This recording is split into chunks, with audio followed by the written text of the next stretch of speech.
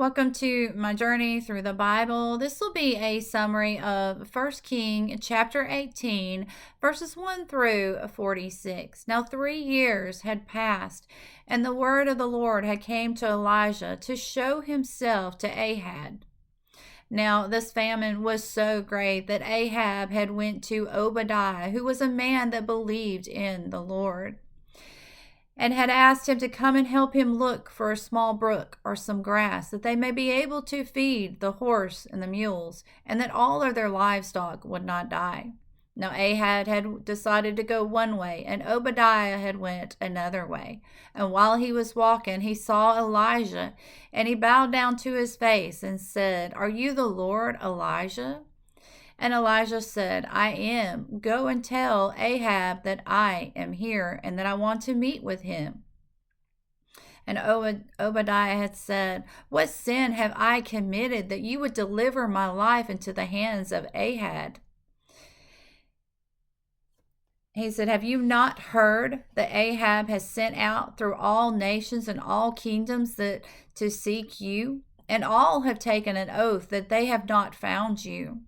Now, if I go to Ahab and tell him that I have found Elijah and come to meet you, but the Spirit of the Lord takes you to somewhere I do not know, he will kill me. I have been a servant of the Lord since my youth. Have you not heard what I did when Jezebel had killed all the prophets? I took 100 of them and put them in caves by 50, and I did feed them water and bread. And now you ask me to tell Ahab that you are here, and then he will kill me when he cannot find you." And Elijah had said, "As the Lord God lives, of whom I stand before, I will surely show myself to Ahab today." So Obadiah had went to meet Ahab and told him that he saw Elijah, and brought him back to where Elijah was at. And when Ahab had saw Elijah, he said, "Are you the man that brings trouble upon Israel?" And Elijah said, "I do not bring trouble upon Israel. It is you and your father's household that has forsaken the commandments of the Lord, and you have followed after Baal.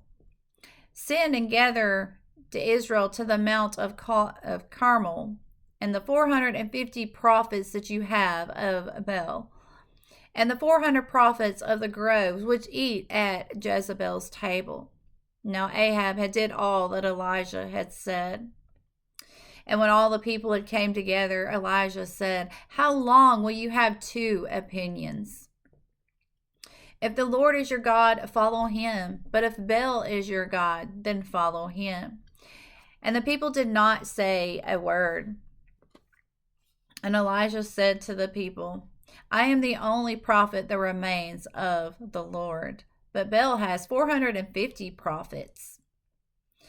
Give us 2 bullocks, and you will pick which bullock you want, and then cut it into pieces and lay wood under it, but do not set the fire to the wood.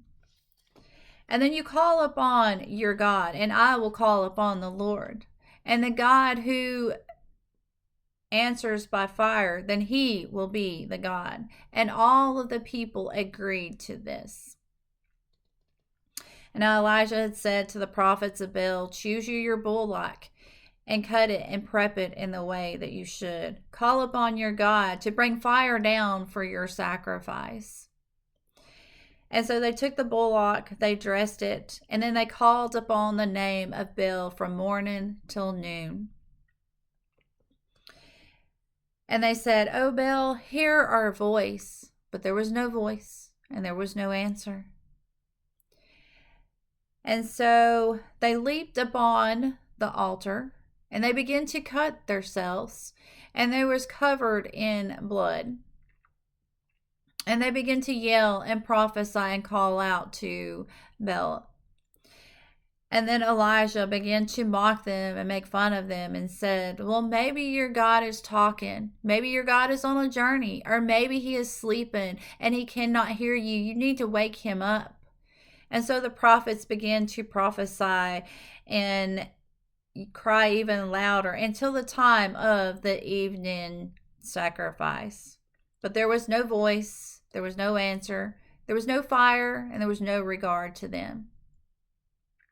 And Elijah said, "Come near to me." And the people did. And Elijah had prepared the altar of the Lord that was broken down. And Elijah had took 12 stones, according to the tribes of the 12 sons of Jacob, whom the Lord had named him to be Israel. And Elijah had told the men to dig a trench around where the altar was going to be. Now he cut up the bullock and he placed the pieces of the bullock upon the wood. He also commanded the men to take 4 barrels of water and pour it onto the burnt sacrifice and the wood. And they did this 3 different times, so much that the water had ran off of the sacrifice and the wood and had filled up the trench around it. And Elijah the prophet had said, "Come near," and said, "Lord God of Abraham, of Isaac, and of Israel, let it be known that you are the God of Israel. I am your servant, and I have done all the things of your words. Hear me, O Lord, hear me, that these people may know that you are the Lord God, and that you will turn their hearts back again." And then the fire of the Lord had fell down and consumed the sacrifice, the wood, and made the stones as the dust of ground, and the trench around it was completely dried up. The people saw it, and they fell upon their face, and they said, "The Lord, he is God. The Lord, he is God." Now Elijah had said unto the prophets of Baal, "Let not one of them escape." And they brought him down to the brooks and killed them. And then Elijah had said to Ahab, "Get you food and water, for there will be an abundance of rain." Now Ahab did eat and he did drink. And Elijah had went up to the top of Carmel, and he prayed with his head between his knees and said to the servants, "Go and look towards the sea." And they looked and they saw nothing. And they did this 7 different times. And then behold, they said, "We see a small cloud, and it looks like the hand of a man." And Elijah said, "Go tell Ahab to gather on his chariot and get home before the rain stops him." And the heavens was black, and the clouds and the wind was great, and there was a mighty rain that came down. Ahab rode to Jezreel, and the hand of the Lord was on Elijah, and he ran so fast that he passed up Ahab at the entrance of Jezreel. May God be with you in everything and every way.